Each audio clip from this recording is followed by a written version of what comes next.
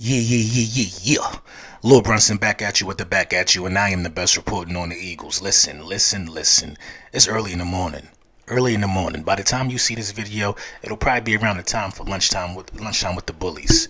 Real quick though, man, shout out to Big Manscaped. You know they always been in the building. Use code Brunson, save 20% off, get free shipping, and the free shipping I fall for that for y'all. Also, Hurt Season hats and all that good stuff on the website, still at a discounted rate. Use code QB1, get your savings on that. I was thinking, and sometimes great thoughts come to people, in the middle of the night, in the wee hours of the morning, midday. It comes to me usually whenever people sleeping. Why do the Dallas Cowboys, why do that fan base just think that they gonna just run through us? Pause. Why do they think they gonna do whatever they want to us? Why? Why? It can't be because of the defense. I mean, they got a right to feel somewhat good about themselves. We're going to keep it all the way tall leading up into Monday. They got a right to feel good about themselves. They got a lot of turnovers this year. Their quarterback is playing at a high clip. I mean, it's a lot of stuff in their favor right now. They looking good. But the fact still remains that we're both two 1-1 ball clubs. Both two 1-1 ball clubs, and this win will create somewhat of a separation between the two teams. It's a big win for the Philadelphia Eagles. We got a younger quarterback. We got a younger offense. We got the more seasoned defense. Everybody want to act like the Dallas Cowboys going to put up 40 on us. I don't think Dallas putting up 30 on us. I mean, you got a hard time, like me as an Eagles fan and me who is paying attention to what's happening, you got a hard time getting me to believe that our defense needs all of this work now all of a sudden because we playing against the Dallas Cowboys. Matt Ryan ain't score on us. He score on Tampa. You see what I'm saying? San Francisco got 17 on us. We giving up on average 11 and a half points a game. I like where my defense stand. And then you look at, Dak Prescott. Dak Prescott is on the mission. Dak Prescott is doing good. Is it the scheme or is it really Dak Prescott? Is it the offensive scheme or is it really Dak Prescott? Because I said this a week ago. I said I feel like Dak having a problem with the deep ball. So I call my man. I call the coach. I say, Coach, listen.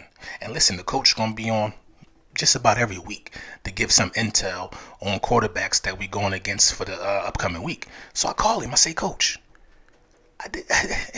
this is something don't sound right. What we talked the other day, I said something don't sound right. I think it's an issue with the deep ball.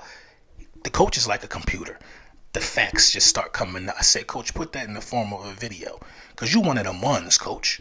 You one of them ones. We need to do this every week, and I need to tell people they need to be subscribed to the coach so they can hear what the coach got to say too. Without further ado, I call him the coach. Y'all might call him Gate City Sports. What you got for me, Gates? What's up, LB? This is Steve, Gate City Sports Channel. Let's do a little enemy intel from the quarterback position. Dallas Cowboys quarterback Dak Prescott. Going into the season, there was this big dominant narrative about what would Dak's ankle look like in season, right? Coming back from a very traumatic injury, I never wish harm on any player, even if they are the quarterback of the Cowboys. That was a big question coming into this season. Well, then fast forward, guys, into training camp, and Dak suffers a shoulder injury. So the question today I'm going to pose right from the start is Dak healthy? Listen, I don't care what the coaching staff says in Dallas. I don't care about the front office there, what Dak has to say, or even the fan base. The thing that I listen to or I observe is the numbers. Numbers don't lie if you know how to read them. That's where I want to start our conversation, guys. On the season, according to places like Pro Football Reference and Next Gen Stats, you can go look at places like that to see this kind of information. Dak Prescott has attempted 85 passes. Although Pro Football Focus with their premium stats only has 84 passes graded, sometimes it's the result of a throwaway. So of the 84 graded passes on the season from Dak Prescott, 60 of them, 70 to 71% of all of his attempts have been below 10 yards. So let's split the field into two. Everything below 10 yards, everything above it. 70%, guys, below it. Could be a few different reasons for this, right? Maybe this is schematic. Maybe this is something that they came up with because they said, listen, we want to keep Dak Prescott healthy. We don't want them taking unnecessary hits. We're going to speed up the progression of things. We're going to play things a little bit more in front of them, and then we'll set up things through play action passing or whatever. Possible solution, guys, absolutely. There's also the other side of things of saying that, well, at the same time, though, he is coming back from a shoulder injury, and to be real, he's only got 24 graded passes above 10 yards, and that's a little interesting, to say the least. Of those, he's 11 of 24 for 194 yards, 2 touchdowns, and 2 interceptions on those passes above 10 yards. It's not exactly world-beating, right? I mean, we're talking less than 50%. Furthermore, as much as we've heard about Jalen Hurts not being able to throw the ball over the middle of the field, we got a guy like Dak Prescott who's now got, it's his 5th year in the league. And even Dak Prescott is having his struggles as a 5th-year quarterback, throwing the ball over the middle. Maybe it's related to injury. I don't know, guys. It's hard to say. But what I can say is I can run through the definitive numbers, which is above 20 yards, so deep passes, anything above 20 yards, just like Jalen Hurts, he's 0 for 2. Anything that is intermediate between basically 10 yards and 19 yards, he's 5 of 7. Take both of those stats together, and this is what it looks like. He's 5 of 9 for 79 yards, 1 big time throw, 2 turnover-worthy passes, no touchdowns, 2 interceptions. But 5 of those completions, 4 of them have gone for first downs. So things like digs and deeper slant routes, Dak with that receiving core, he has done fairly well. But we can see already, throwing the ball over the middle of the field, even for a guy like Dak who's been in the league now going on his 5th year, is a very complicated story. Is Dak healthy, guys? That's my question. The Eagles have got to watch the underneath stuff. That's my opinion going into this game. All right, y'all. I appreciate it, LB. I'll see you guys next week. Now, given what we know, given what we just heard, which is all facts, there's no way you could debunk these facts. Now, I ask you the same question again. Is it the scheme to get the ball out his hands quick? Because when he throw up that middle, it don't end well for the Dallas Cowboys. When he take them deep shots, it don't end well for the Dallas Cowboys. So what do you do knowing this information if you're a coach of the Philadelphia Eagles? If it's me, I would play an aggressive cover 3.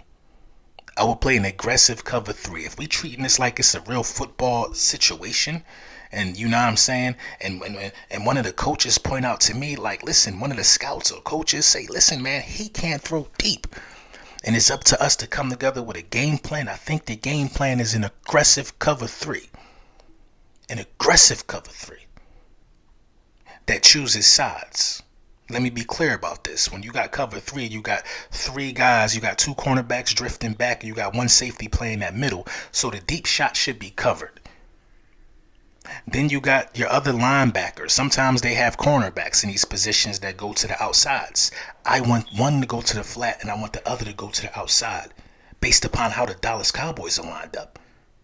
Now, I put this diagram up here to kind of make it make sense. If the running back is on the left side, then I want that flat. I want that guy that's supposed to go to the sideline to come down.